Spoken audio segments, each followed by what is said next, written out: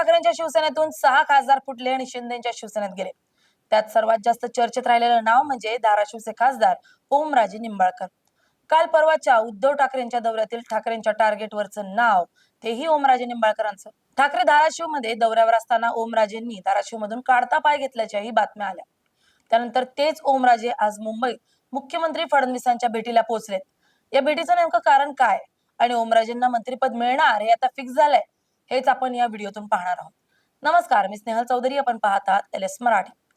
खासदार ओमराजे निंबाळकर यांनी मुंबईतील वर्षा या शासकीय निवासस्थानी मुख्यमंत्री देवेंद्र फडणवीस यांची भेट घेतल्यानं महाराष्ट्राच्या राजकीय वर्तुळात प्रचंड खळबळ उडाली. केंद्रीय मंत्रिमंडळाच्या आगामी विस्ताराची चर्चा तीव्र झालेली असतानाच घडलेल्या या घडामोडीला प्रचंड राजकीय महत्व प्राप्त झाले.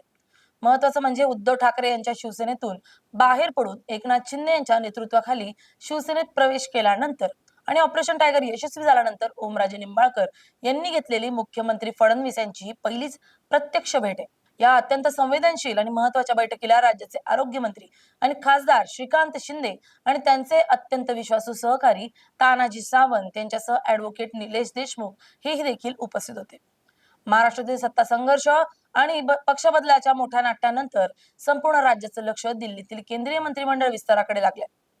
या पार्श्वभूमीवर एनडीए मित्र पक्षांना, विशेषतः एकनाथ शिंदे यांच्या शिवसेनेला केंद्रात मोठी पदं मिळण्याची शक्यता वर्तवली जाते. खासदार ओमराजे निंबाळकर यांचे नाव सध्या केंद्रीय मंत्रिपदाच्या शर्यतीत आघाडीवर असून नुकतीच त्यांनी खासदार डॉक्टर श्रीकांत शिंदे यांच्यासोबत आंध्र प्रदेशातील तिरुपती बालाजी मंदिराची 11 किलोमीटर पायी चालत वारी केली आहे. या देवदर्शनानंतर अवघ्या 24 तासांच्या आत ओमराजे निंबाळकर हे थेट मुख्यमंत्री देवेंद्र फडणवीस यांच्या भेटीसाठी वर्षा बंगल्यावर दाखल झाल्यानं या चर्चांना उधाण आलंय. सुमारे पाऊण तास चाललेल्या या बंद दाराआडच्या बैठकीत केंद्रात महायुतीच्या वतीनं कोणत्या खासदारांना संधी दिली जावी आणि त्यात धाराशिवचं प्रतिनिधित्व कसं असावं यावर सखोल खल झाल्याचं सूत्रांचं म्हणणं आहे. ठाकरे गटाला धक्का देत ओमराजे निंबाळकर यांना महायुतीमध्ये आणि शिंदे गटात सामील करून घेण्याच्या संपूर्ण प्रक्रियेला ऑपरेशन टायगर असं नाव देण्यात आलं होतं. हा राजकीय गट बदल यशस्वी करण्यासाठी पडद्याआड मोठ्या घडामोडी घडल्या होत्या. हे ऑपरेशन यशस्वी झाल्यानंतर ओमराजे यांनी अधिकृतपणे देवेंद्र फडणवीस यांची भेट घेतलेली नव्हती. त्यामुळे या पहिल्याच भेटीला केवळ सदिच्छा भेट न मानता भविष्यातील मोठ्या राजकीय जबाबदारीची नांदी मानली जाते. या भेटीदरम्यान मुख्यमंत्री फडणवीस यांनी ओमराजे यांचं महायुतीमध्ये स्वागत करत धाराशिवच्या विकासासाठी आणि आगामी योजनांसाठी संपूर्ण सहकार्य करण्याचं आश्वासन दिलं. या बैठकीचे सर्वात मोठं वैशिष्ट्य म्हणजे यामध्ये तानाजी सावंत आणि ऍडव्होकेट निलेश देशमुख यांची असलेली सक्रिय उपस्थिती. तानाजी सावंत हे खासदार डॉक्टर श्रीकांत शिंदे यांचे एक अत्यंत खंदे आणि विश्वासू सहकारी मानले जातात. धाराशिव जिल्ह्याच्या स्थानिक राजकारणात तानाजी सावंत यांचा मोठा वरचष्मा आहे. ओमराजे निंबाळकर यांना महायुतीत आणण्यात आणि ऑपरेशन टायगर फत्ते करण्यात तानाजी सावंत यांनी पडद्यामागून मुख्य सूत्रधाराची भूमिका बजावली होती. त्यांच्यासोबत कायदेतज्ञ आणि राजकीय रणनीतिकार ऍडव्होकेट निलेश देशमुख यांच्या उपस्थितीमुळे या बैठकीत केवळ राजकीय नव्हे तर कायदेशीर आणि तांत्रिक बाबींवरही चर्चा झाल्याचं स्पष्ट होत आहे.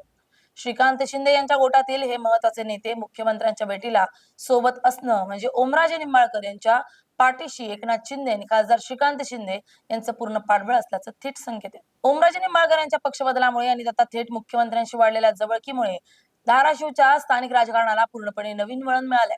महाविकास आघाडीकडून सातत्यानं ओमराजे यांच्यावर बंडखोर आणि गद्दार म्हणून टीका केली जाते.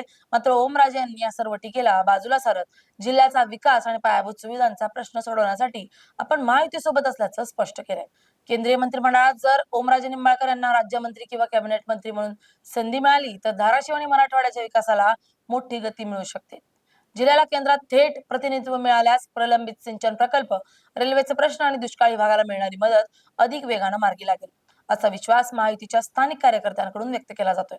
या भेटीनंतर प्रसार माध्यमांशी बोलताना ओमराजे निंबाळकर यांनी मंत्रिपदाची कोणतीही अधिकृत मागणी आपण केली नसल्याचं सांगत सावध पवित्रा घेतलाय. मंत्रिपद मिळवणं ही माझी वैयक्तिक प्राथमिकता नसून धाराशिव जिल्ह्याचा विकास आणि जनतेचे प्रश्न सोडवणं हेच माझं मुख्य ध्येय आहे, असं त्यांनी स्पष्ट केलंय.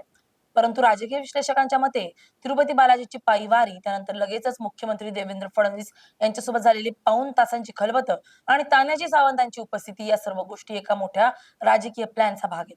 आगामी विधानसभा निवडणुका डोळ्यांसमोर ठेवून मराठवाड्यात महायुतीची पकड मजबूत करण्यासाठी केंद्रात मराठवाड्याच्या चेहऱ्याला संधी देणं भाजप आणि शिवसेना दोन्ही पक्षांसाठी फायद्याचं ठरू शकतं.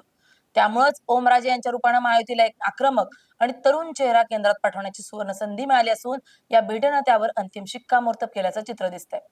धाराशिवचे खासदार ओमराजे निंबाळकर यांना महायुतीमध्ये आणण्यात महाराष्ट्राचे मुख्यमंत्री देवेंद्र फडणवीस यांनी ऑपरेशन टायगर अंतर्गत अत्यंत पडद्यामागची आणि महत्वाची भूमिका बजावली.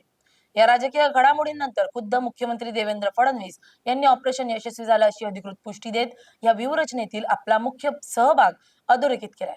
ओमराजे निंबाळकर यांच्या वडिलांच्या म्हणजेच पवनराजे निंबाळकरांच्या प्रदीर्घ काळ चाललेल्या हत्याकांडाच्या खटल्याचा निकाल लागल्यानंतर देवेंद्र फडणवीस यांनीच पुढाकार घेऊन ओमराजेंची केंद्रीय गृहमंत्री अमित शहा यांच्याशी बातचीत करून दिली आणि त्यांना न्याय देण्याचं आश्वासन दिलं, ज्यामुळे ओमराजेंचा महायुतीवरील विश्वास दृढ झाला.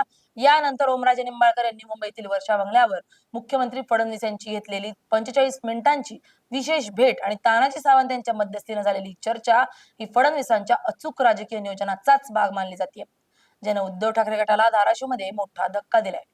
Bureau report LS Marathi.